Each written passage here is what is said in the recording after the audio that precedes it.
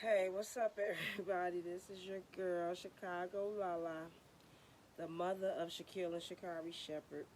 Rest in heaven, my sweet, beautiful, lovely son, Shaquille Jayon Shepherd. He left here on 1/31/2020. It is now 7/31/2020. This is my channel. It's called I Am Jovan Jones in honor of my little brother, Jovan Eugene Jones, who was slain in 2002. And I just, wanted to talk to the mothers in mourning again, just to let you all know that this video I wanted to talk about, don't feel sorry for ourselves. Like, don't pity yourself. Like, I know that it's devastating, especially for me. I can speak for me. I know that I believe that other mothers feel hurt and everything, but we don't actually know to the severity or the depth of their pain. I know I'm in excruciating pain every day. I'm sad every day, but I'm very grateful every day too. So it's complicated. Um, I just wanted you all to understand that no matter what we do, we should never feel sorry for ourselves. There are people out here, and I'm not saying, I know I talk about, try not to compare and things like that, but that's the only way we really can, like, perform to the fullest in life, is to compare. That's the only way you know it's nighttime is by comparing it to the daytime.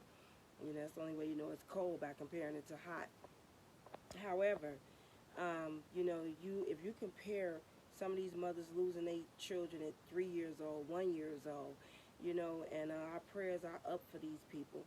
And so, no matter what we do, don't feel sorry for yourselves. I know some of our situations are worse than others, and it is true. Some of us, your children were slain in the streets, they were murdered by crooked cops, things like that. That's devastating because you're dealing with so many anger issues and all type of pains and griefs and legalities and just tons of things that come along with that. But at the end of the day, do not feel sorry for yourself. We have to grieve properly. We have to keep it contained, as crazy as it may seem. Like, I just want to go crazy. I just want to run out in the middle of the streets and scream and holler.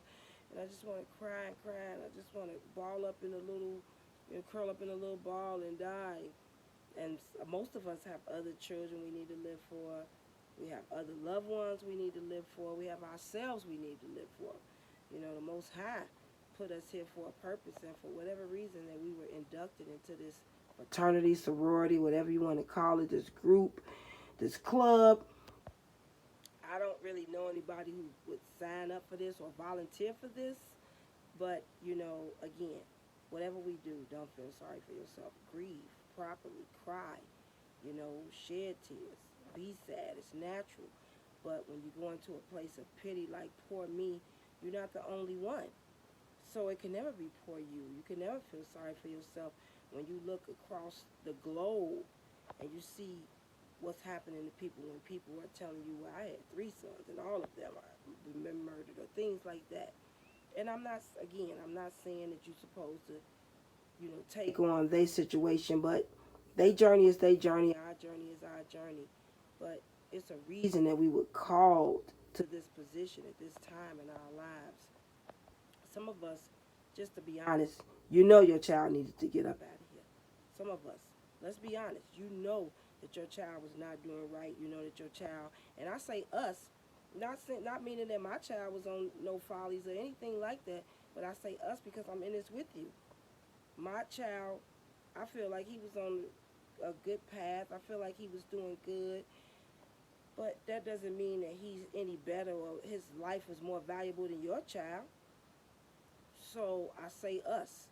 So if your child needed to get up out of here because your child was on their way to a life of destruction, then you have to embrace that. You know what I'm saying? And you have to recognize that, and you have to be grateful for that. Because can you imagine your child living to be 30 and then they get sentenced to life in prison? That ain't no way to live, you know what I'm saying? And they gotta watch out for the raper man every day and every night, and they asking for money on their books and this and that. I mean, you want to talk about stress on your end, on they end, and everybody else. So, and some of us, children left us with children. So you blessed, you have offspring of your children. So every time you look into the eyes of your grandson or granddaughter, you see your child. You blessed. You gotta focus on that part. That doesn't mean that you're not gonna hurt. I'm not saying to be dismissive towards your pain or anyone else's for that matter. But when you hear about these mothers and their children are 1 year old and they being shot in the head and they being murdered, you kind of shift, what I'm saying, your condolences and your sympathy and your empathy toward them. Even though you just buried your child, you still shift your prayers and things toward them because you like can't even imagine. Can you imagine if that had happened to you? And your child only got to live for 1 year or 3 years or 7 years or 12 years. So we are blessed. My son was 28 years old. He just turned 29 on July 10th. We had a big old birthday bash for him. We teed up for you, Shaq. Long live King Shaq. I love my son, God, so much. I miss him. I long for him. I know he is in a better place. Look at what's going on. This ain't really no place for nobody. This place ain't even fit for a dog.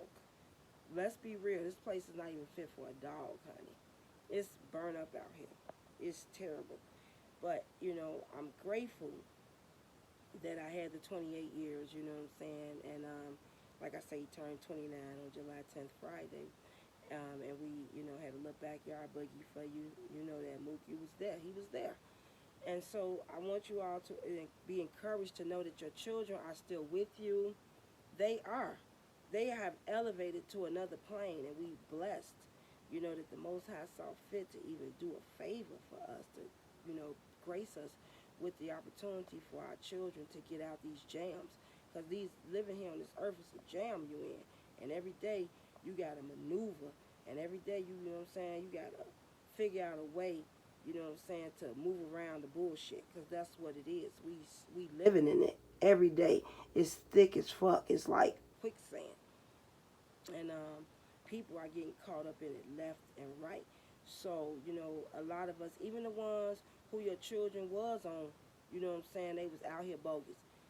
Forgive them, as they have been forgiven. And,